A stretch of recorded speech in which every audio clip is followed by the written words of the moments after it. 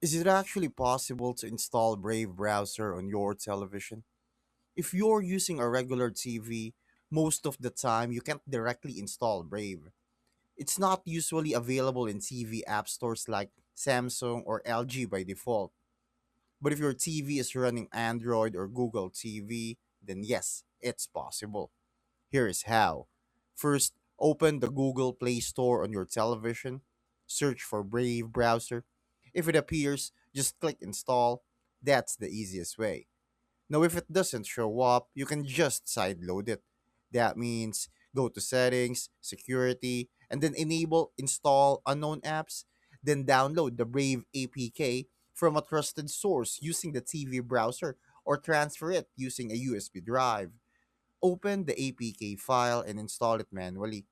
Another option, use a device like the Amazon Fire TV stick and sideload Brave there instead.